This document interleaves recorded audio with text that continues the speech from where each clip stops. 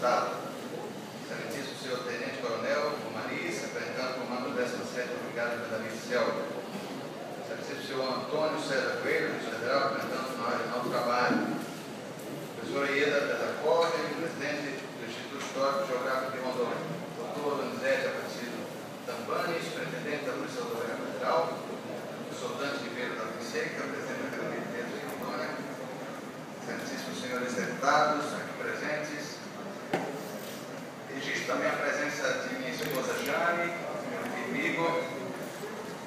Presidente, é uma honra muito grande participar dessa sessão histórica. É emocionante, especialmente por me remeter à lembrança do meu pai Fernando, que foi presidente da Assembleia Legislativa de Sergipe. Em 2011 estiveram aqui e visitaram o Estado de Ferro, ele e meu irmão Otávio Leite, 3 vezes vereador, deputado estadual, vice-prefeito, deputado federal eleito e pré-candidato a prefeito do Rio de Janeiro. Vieram ao batizado de minha filha, Sofia Violeta, nascida para nosso orgulho em Porto Velho, Rondônia. Portanto, senhor presidente, vivenciei desde cedo, inclusive pela influência do meu avô senador, o valor do poder legislativo para a democracia e para o progresso do país. Sendo assim, senhor presidente, minhas respeitosas e sinceras homenagens ao Poder Legislativo de Rondônia, cuja trajetória institucional passa a ter na sua gestão novos e promissores horizontes na busca do bem comum para o povo rondoniense.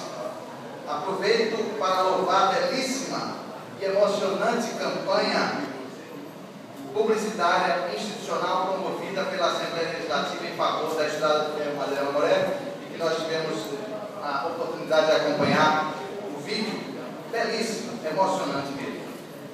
Digo isso com entusiasmo.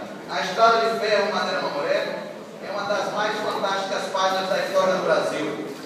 E para o orgulho de todos aqui presentes, ela está em Rondônia. Sua construção é símbolo de vitória, tenacidade, coragem, organização, disciplina e cooperação entre as nações. Foram mais de 50 nacionalidades envolvidas numa obra impossível que marcou a civilização amazônica e que deixou como legados a cidade de Porto Velho e o estado de Rondônia. Ainda hoje, duas de suas pontes, na BR-425 até Guajaramirim, servem ao tráfego rodoviário, prestando serviço ao estado e ao país. A espetacular Estrada de Ferro Madeira Mamoré foi o cartão de visitas do seu construtor americano Percival Farquhar, merecidamente condecorado pelo governo do estado, por decreto do governador Confúcio Moura, um entusiasta da Estrada de Ferro Madeira Mamoré. Agora e para sempre, senhor presidente, queremos tê-la também como um valioso cartão de visitas do estado de Rondônia, não apenas como um símbolo inerte, mas sobretudo como geradora de empregos e rendas na dinâmica do setor do turismo e de todos os ramos produtivos envolvidos. Revitalizada nos trechos de Porto Velho a Santo Antônio e Guajaramirim e Iaca, com recursos das compensações das usinas de Giral e Santo Antônio, a ferrovia permitirá passeios turísticos e amplas áreas de convivência e equipamentos culturais de lazer, aos moldes do complexo de Estação das Docas do Pará, de trens turísticos de sucesso espalhados pelo Brasil e pelo mundo. Registro, senhor presidente, que o Instituto Patrimônio Histórico e Artístico Nacional, que foi em Rondônia, para o qual a Procuradoria Federal presta assessoria, atua com firmeza na fiscalização das obras de revitalização e na proteção da Madeira Mamoré, e o faz com uma equipe valorosa, sob a coordenação do nosso superintendente Beto Bertanha, cuja trajetória cultural, reconhecida nacionalmente, está ligada à Estrada de Ferro. Nesse contexto positivo de revitalização, festejo do centenário, vibramos ao lado das instituições de sociedade civil que compõem o Comitê de Pró-Candidatura, com a concreta possibilidade de a Madeira Mamoré ser incluída na lista de patrimônio da humanidade. Vejamos, o mundo tem menos de 1000 bens, o Brasil só 18. Apenas uma ferrovia no mundo está na lista da Unesco. Nenhum bem cultural da Amazônia.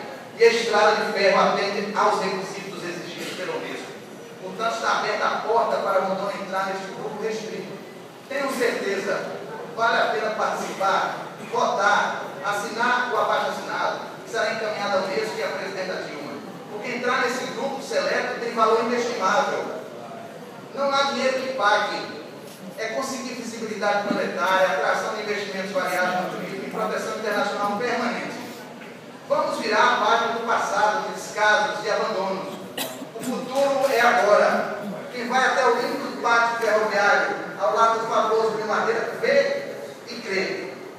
Para encerrar, senhor presidente, em 30 de abril de 1912, apenas 15 dias depois da tragédia do navio Titanic, que rendeu muitos filmes e muita literatura, o mundo ainda de luto recebe uma notícia extraordinária. Foi concluída uma ferrovia impossível no coração da selva tropical. 48 anos depois de Percival Farfán mostrar para o mundo a Madeira Mamoré, o presidente Juscelino Kubitschek de Oliveira apresenta a Brasília seu sensacional cartão de visitas, que abriu as portas para o interior do Brasil. Então, senhor presidente, duas frentes de trabalho do noroeste do Brasil, as margens do Madeira e do centro-oeste, que é do Planalto Central, se encontram finalmente nestes rincões de Rondônia, que eu tenho certeza todos nós queremos ver como a mais brilhante estrela do céu do Brasil. Viva a Estrada do Ferro Madeira Mamoré, patrimônio da humanidade. Viva Rondônia!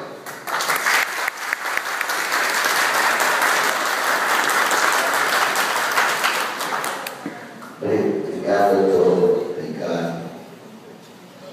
Eu recebi uma mensagem aqui, o amigo que está aqui no plenário dizendo o seguinte, que eles ficaram 6 anos para fazer essa obra da Madeira Mamoré, com todas essas dificuldades que há 6 anos atrás. O Roberto